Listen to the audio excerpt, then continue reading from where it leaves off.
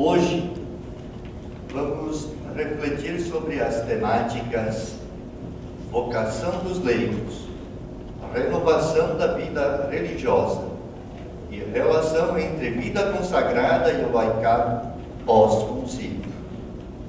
O Concílio Ecumênico Vaticano II estabelece uma nova visão acerca da vida consagrada e do laicado na Igreja. Descortinam-se novos contextos a serem compreendidos para uma plena vivência eclesial. Após 50 anos da abertura do concílio, faz-se necessário retomar a reflexão para se perceber, no atual cenário, os papéis e a missão de cada especificidade em busca da comunhão. Qual o lugar da vida consagrada na Igreja? Qual o lugar do leigo na Igreja? Qual o lugar da leiga na Igreja? Uma nova relação entre religiosos, religiosas, leigas e leigos é possível? Para dialogar conosco nesta tarde sobre estas temáticas, convidamos para compor a mesa os assessores e a assessora. Irmã Vilma Moreira,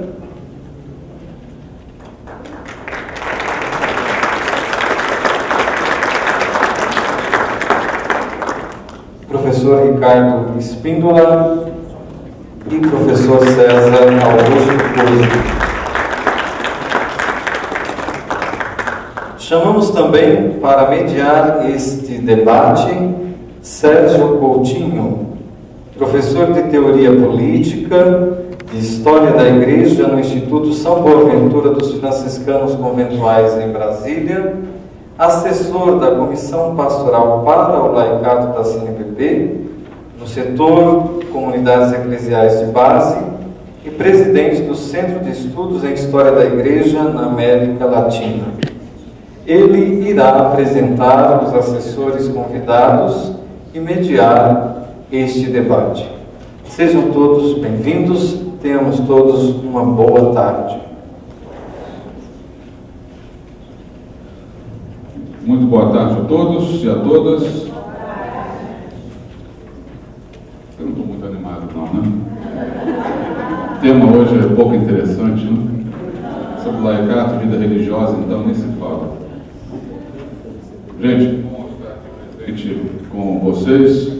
Agradeço muito o convite feito pela ONU Brasil para estar presente mediando esse debate. Também agradeço muito aos nossos assessores e à nossa assessora por ter aceito também esse convite feito à ONU Brasil. E antes de a gente iniciar propriamente dito esse trabalho nosso hoje de debates, não há como, nesse tema, deixar de comentar algumas palavras do atual Papa Francisco em sua recente visita ao Brasil durante a Jornada Mundial da Juventude, quando ele fez um longo discurso, não sei se todos tiveram acesso dele, esse discurso, ao Comitê de Trabalho do CELAM, e lá então ele falava sobre algumas tentações que eram importantes serem superadas, e uma delas era a tentação do clericalismo. E ele lançou 4 pistas para se superar essas tentações. Uma primeira pista, ele valoriza muito isso, que é a piedade popular, a valorização da piedade popular, o católico enquanto povo e as suas devoções, né? Depois ele fala, né, isso tem muito a ver com o meu trabalho que eu desenvolvo, né, como leigo, mas lá dentro da CNBB, acompanhando as comunidades eclesiais de base.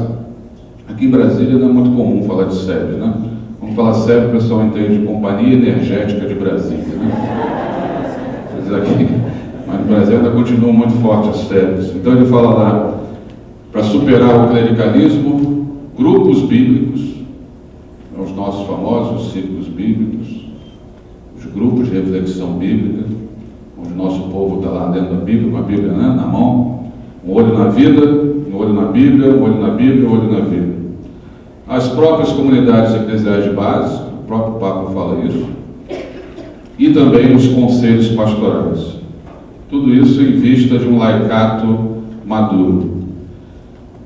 Agora, eu penso que nesses últimos 50 anos só foi possível também as SEBs, a piedade popular, os círculos bíblicos e até mesmo os conselhos, se não fossem o trabalho das religiosas. Também alguns religiosos, mas a grande maioria das religiosas. Em todos os lugares que eu vou pelo Brasil, acompanhando as SEBs, agora em preparação ao próximo intereclesial, chego lá na comunidade, está lá a Dona Maria, mas tem lá também uma irmãzinha trabalhando junto com o povo lá nas periferias. Então, é sobre essa grande maioria, esse grande povo de Deus, né? A gente vai tratar aqui, vamos chamar eles 99,5% da igreja, que são os leigos e os religiosos. É sobre esse tema que a gente vai debater hoje. E a gente vai começar, então, com essa nossa discussão com o nosso irmão, amigo Ricardo Spínola. Maris, está aqui à minha direita, estou vendo ele.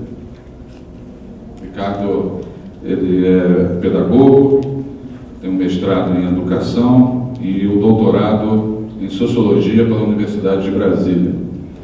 Atualmente é professor e pesquisador do programa de gestão do conhecimento na Universidade Católica de Brasília.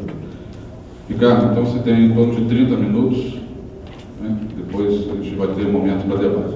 Depois das falas dos nossos assessores, a gente vai ter um momento para debate, né? Vocês também podem ir formulando questões, eles não devem receber uma fichinha, né? Não sei se já receberam, para anotar, depois a gente vai fazer a dinâmica disso. Ricardo, por favor.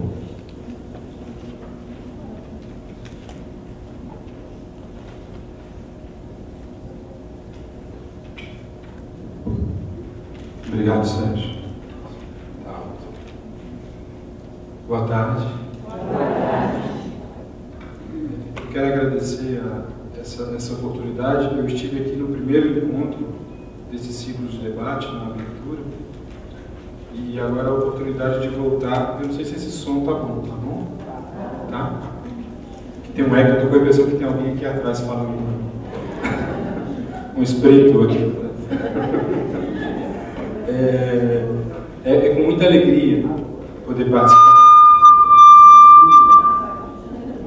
participar hoje.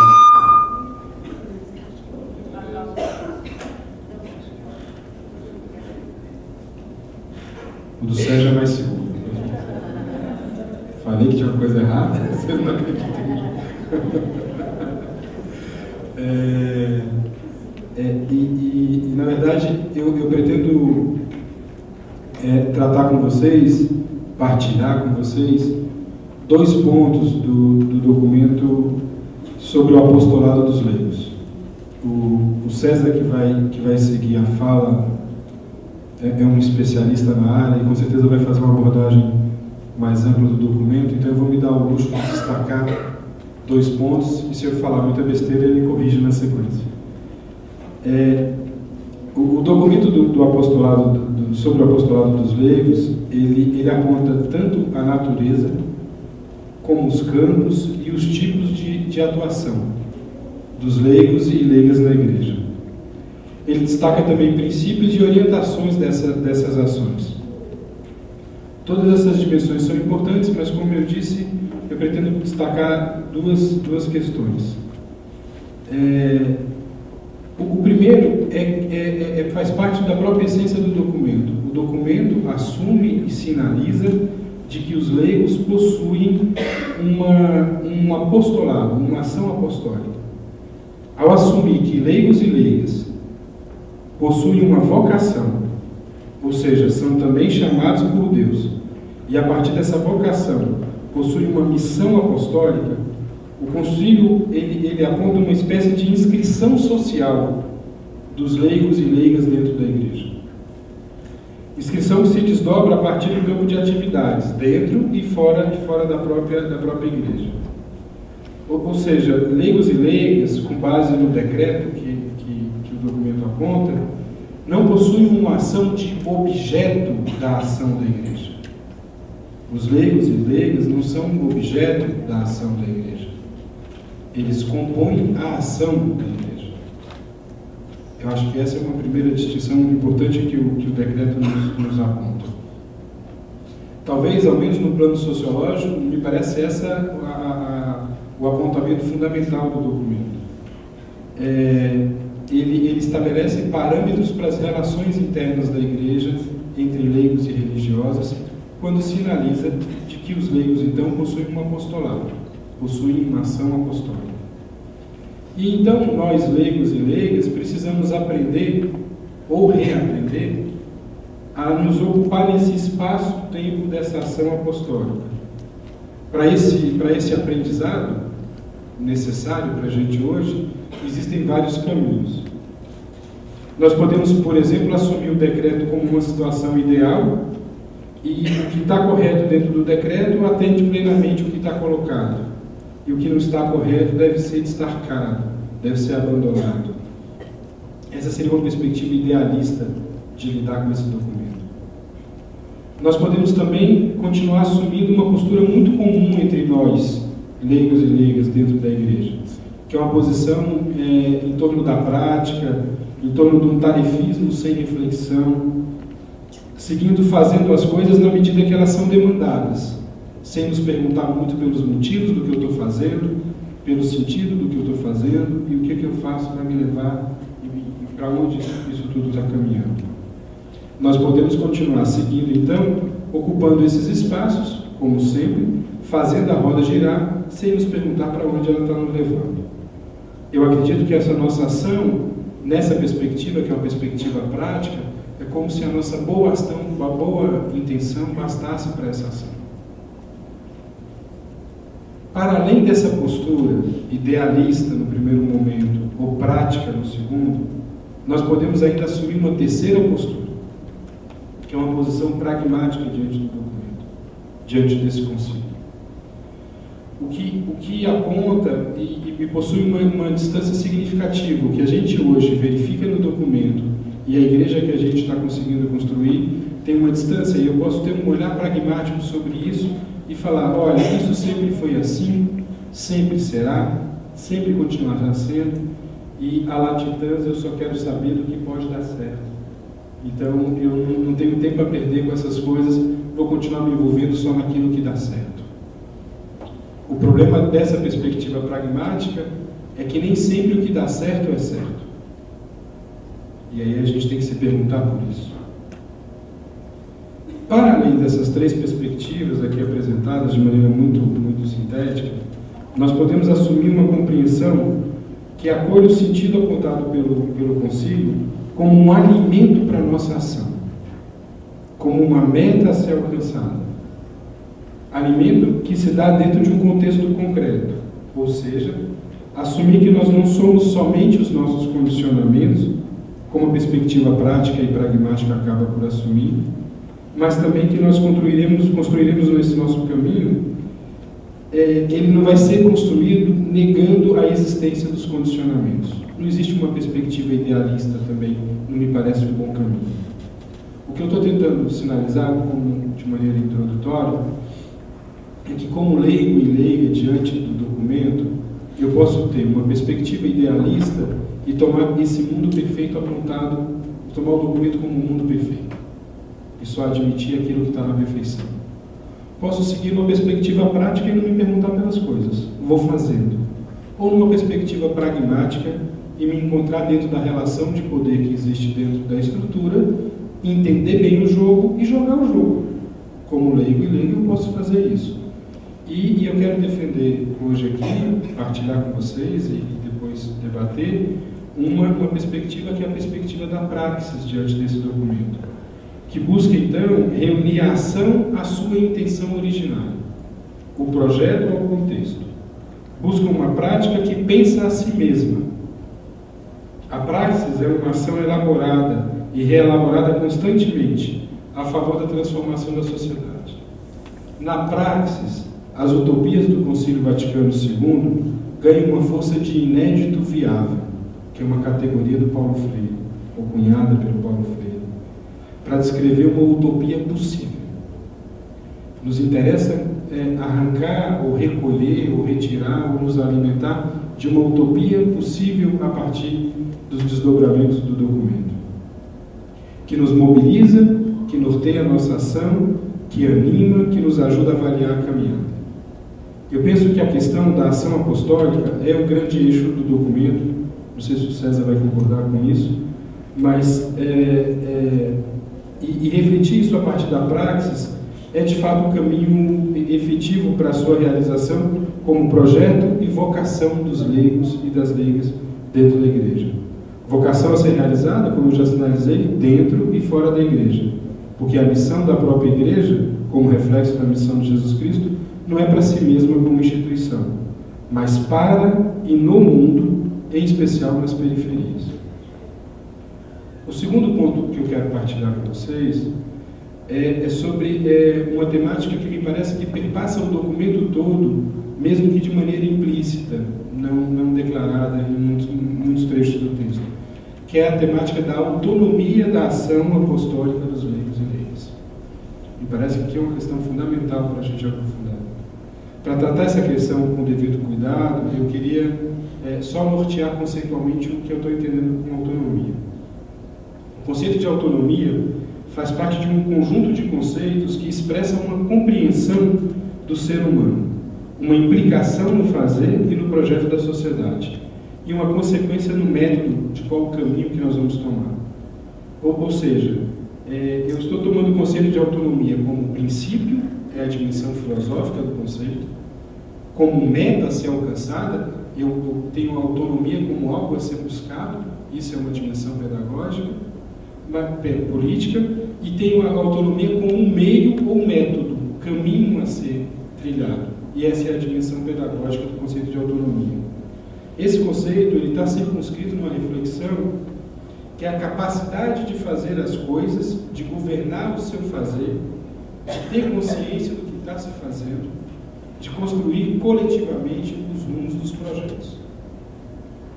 O documento aposta na capacidade dos leigos e leigas também, de maneira autônoma e coletivamente, construir os rumos do projeto da igreja, do seu projeto dentro da igreja e do projeto do mundo, projeto para o mundo. Nós temos no conceito outros dois conceitos que nos ajudam a entender bem esse conceito de autonomia, que é o conceito de anomia e heteronomia. A anomia aponta para uma realidade que é a não existência de regras comuns, portanto, a ausência de coletivo e de projeto comum. E no conceito de heteronomia, o outro é quem determina. A autoridade está deslocada para o outro. Então, a autonomia, a autoridade está no coletivo, é a capacidade de se autogovernar.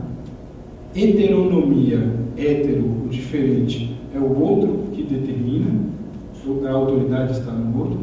E a autonomia, e a anomia, a autoridade está dispersa em cada um, então não existe coletivo porque cada um faz o que quer.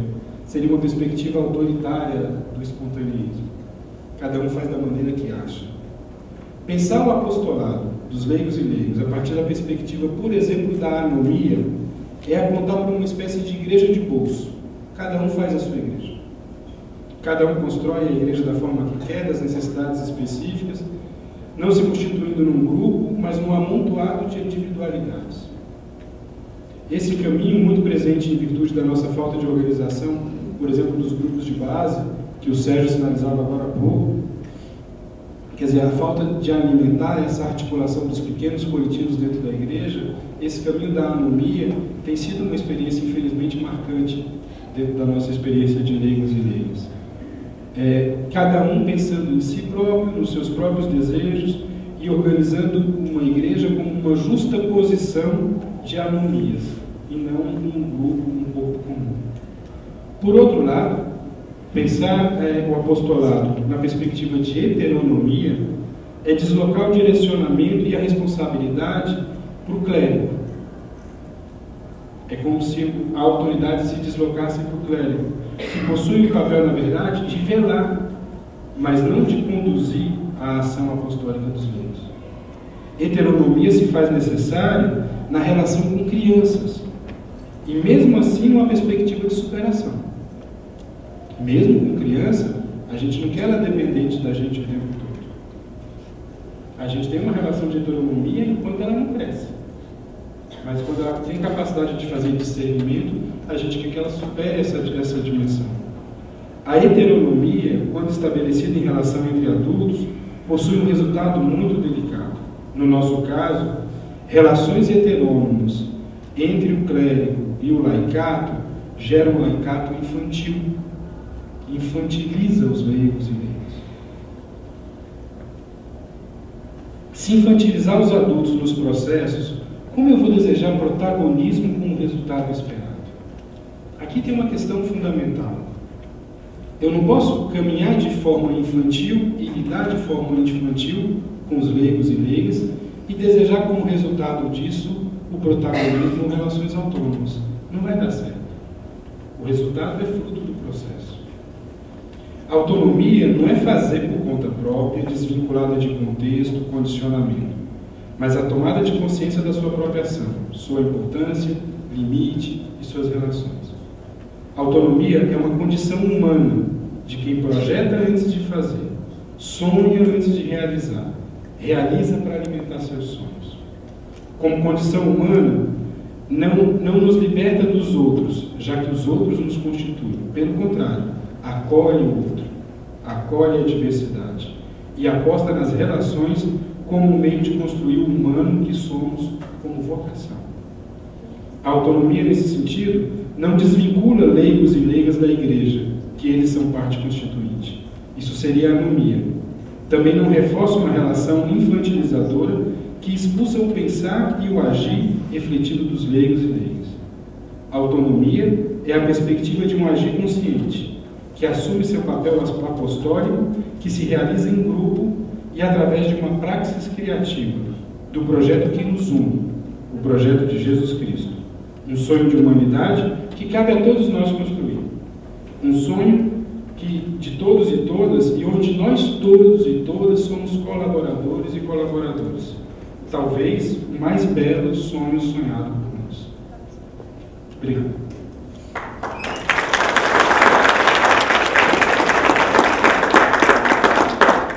Muito obrigado, Ricardo, pela exposição. Depois acho que dá para a gente fazer um debate interessante.